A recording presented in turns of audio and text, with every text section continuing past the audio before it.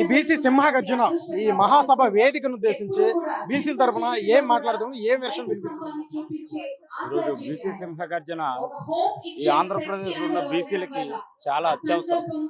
ఎందుకంటే కూటమి ప్రభుత్వం ఏర్పడి 2 ఏళ్ళు అవుతున్నప్పటికీ కూడా బీసీలు ఏ విధంగా పట్టించుకోకుండా బీసీలకు ఇచ్చిన హామీలను మర్చిపోయి వాళ్ళ సొంత ప్రయోజనాలు వాళ్ళ క్వార్టరీ కోసమే ప్రభుత్వాన్ని నడుపుతున్నట్టు ఉంది. ఈరోజు రాజధానిలో 70,000 ఎకరాల భూమిని రాజధానిని డెవలప్ చేస్తామని చెప్పి వాళ్ళ వర్గాలకు బినామీ కంపెనీలకు 100 రూపాయలకి 2 రూపాయలకి అలా రాసిచ్చే పరిస్థితి ఉన్నప్పుడు మరి బీసీలు వాటా అడగాలనే భావంతోనే ఈరోజు సింహగర్జన ఏర్పాటు చేయడం జరిగింది. అంటే ఇప్పటికే ఏదైతే ప్రత్యామ్నాయ పార్టీగా 2029లో ఎదుగుతుంది, సీఎం చేయాలి రామచంద్ర యాదవ్ అని చెప్పుకొస్తున్నారు. అంటే అధికారంలో మళ్ళీ మేమే వస్తామంటూ కూడా జగన్ చెప్పుకొస్తున్నారు. మరోవైపు కూటమి మరోసారి ఖచ్చితంగా అధికారం చేపడుతుంది. ఇది ఒకసారి కాదు, రాబోయే 2-3 సార్లు కూడా వస్తుంది. ఎందుకంటే ఇప్పటికే ఒకవైపు అభివృద్ధి, మరోవైపు సంక్షేమ పథకాలు సూపర్ సక్సెస్ అయినాయి అంటూ కూడా అగ్రనేతలు, కూటమి నేత అగ్రనేతలు చెప్పుకొస్తున్న తీరు. సో ఇప్పుడు జరుగుతున్న ఏదైతే ఈ యొక్క బీసీల సింహగర్జన నేపథ్యంలో రాబోయే రోజుల్లో ఎటువంటి ఎఫెక్ట్ రాజకీయంగా ఉండే అవకాశాలు ఉంటాయి, ఎటువంటి మార్పులు చేపట్టారు? ఈరోజు మన రాష్ట్రంలో కూటమి ప్రభుత్వం సూపర్ 6 అన్నది అదంతా బూటకం. సూపర్ 6 ఎక్కడెక్కడ అమలు చేశారా అన్నది వాళ్ళు అధికారంగా ఒక శ్వేతపత్రం విడుదల చేస్తే సక్సెస్ అని చెప్పవచ్చు. బీసీలకు వాళ్ళు చిల్లర బిస్కెట్లు వేసినట్టు వేసి ఈ సూపర్ 6 ఇవన్నీ చెప్పి మోసం చేస్తున్నారు. గతంలో జగన్మోహన్ రెడ్డి గారు కూడా బాగా చేశారు, సక్సెస్ అయ్యారని మీరు అంటున్నారు. ఈ రోజు వీళ్ళని చూశారు, ఆ రోజు వాళ్ళని చూశారు. బీసీల్లో చైతన్యం వస్తుంది, బీసీల తరఫున ప్రశ్నించే నాయకుడు వచ్చాడు అని గుర్తిస్తున్నారు ఈ రోజు ప్రజలు. తప్పకుండా రాబోయే రోజుల్లో బీసీ ముఖ్యమంత్రి వస్తాడు.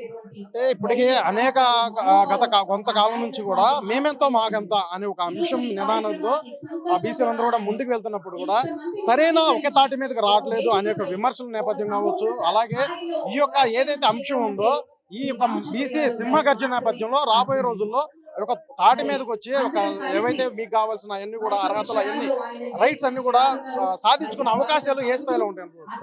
100% ఆనాటి ప్రభుత్వం కానీ ఈనాటి ప్రభుత్వం కానీ బీసీలను విడదీసి కార్పొరేషన్లు పెట్టి లేనిపోయిన ప్రలోభాలకి వాళ్ళని ఆశలు చూపించి మోసం చేశారు. ఇవన్నీ గుర్తించిన మా నాయకుడు బోడే రామచంద్ర యాదవ్ వీళ్ళు ప్రశ్నించే దిశగా ముందడుగు వేస్తున్నాడు. తప్పకుండా రాబోయే రోజుల్లో మాకు రావాల్సిన వాటాలు వస్తాయని మేము నమ్ముతున్నాం. ఈ సభ పెట్టడానికి కూడా అనేక అనుమతులు, అంటే ఇబ్బందులు కావచ్చు, ఇవన్నీ కూడా వివాదాల నేపథ్యంలో కూడా ఎట్టకేలకు ఈ సభ అనేది పెట్టడం జరిగింది. ఒకవైపు హైకోర్టు కూడా వెళ్ళిన పరిస్థితి ఉంది. రామచంద్ర యాదవ్ గారు ఏం చెప్తారు, ఏంటి అసలు ఎందుకు ఇటువంటి పరిణామం అనేది చోటు చేసుకున్నారు ఈ సభ పెట్టాలనుకున్న నేపథ్యం? ఈరోజు మన రాష్ట్రంలో చూసుకున్నట్టయితే రాజకీయ వ్యవస్థ మొదలైనప్పుడు కాంచి 2 అగ్రకులాలు అని చెప్పుకుంటున్న ఈ కమ్మారెడ్డిలే మనల్ని పరిపాలిస్తున్నారు. ఇంతవరకు సుమారు 58% ఉన్న బీసీలు నీ ఓట్లకే వాడుకుంటున్నారు తప్ప వాళ్ళకి ఏ రోజు ఎటువంటి ఉపాధి కల్పించే పరిస్థితి ఈ రాష్ట్రంలో లేదు. అలాంటి పరిస్థితుల్లో మన రామచంద్ర యాదవ్ గారు ముందుకు వచ్చి ఈరోజు బీసీ గర్జన అంటూ పెట్టి రాబోయే రోజుల్లో బీసీలు చైతన్యపరచాలని ఒక ఆలోచన చేయడం ఇదే ఈ రోజు నాంది.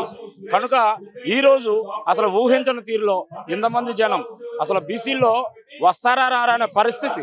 అలాంటిది మరి బీసీలో చైతన్యం మొదలైందని మనం చెప్పచ్చు.